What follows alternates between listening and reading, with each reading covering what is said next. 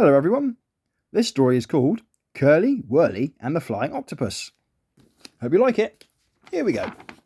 It was festival season in Barracuda Bay. The harbour side was decorated with banners and hundreds of fairy lights. All the boats were decorated too. The harbour was a magical sight, especially at night time. But the most spectacular sight of all was the tall building that overlooked the rocks at the very end of the bay. Mr. Lobster's Lighthouse.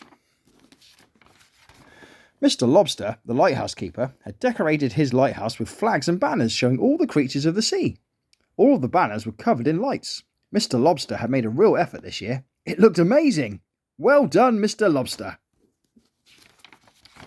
As part of the festival season, there was going to be a fantastic air show with acrobatic aeroplanes and hovering helicopters. Up at the airfield, Planes Curly and Wurly were practicing for their routine for the big show. They began by looping the loop, then flying side by side, before flying upside down. Incredible! As they approached the runway to land, Curly and Wurly could see somebody waving up at them. It was Mr. Ray, the harbour master. "Hello, Mr. Ray," smiled Curly as his wheels touched the ground.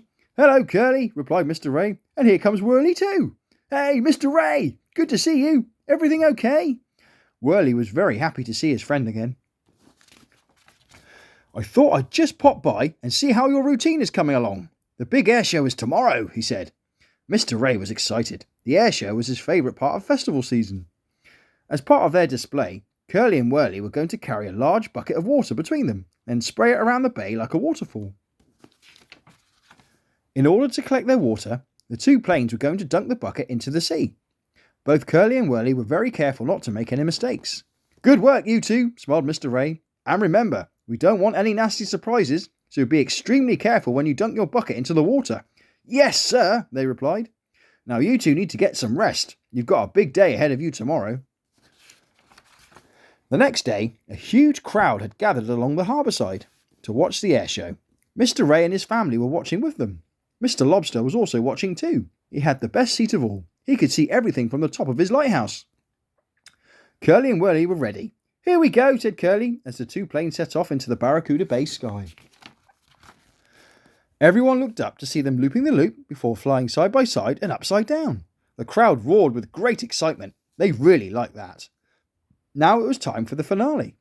The two planes flew out over the bay to collect the seawater they needed. Next, they carefully dunked the bucket into the sea and scooped up the water. "Got it!" they shouted to each other. But what they didn't know was that a stowaway had sneaked into their bucket.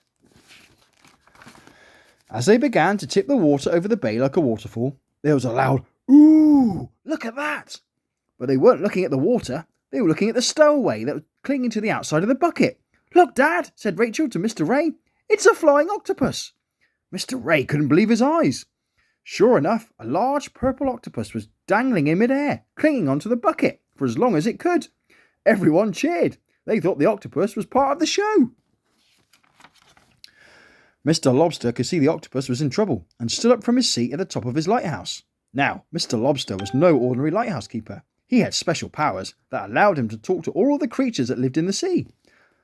"Let go of the bucket," he shouted up. "I'll catch her in me net." The poor octopus looked terrified, but let go anyway. Whoosh went the octopus. "Gotcha!" shouted Mr. Lobster. The octopus was safe at last. Curly and Wurly finished their display. The crowd clapped and cheered. Mr. Ray went to the airfield afterwards with his children. He found the planes in the hangar. "Well, that was a big surprise," laughed Mr. Ray. Curly and Wurly blushed. "Don't worry," he said.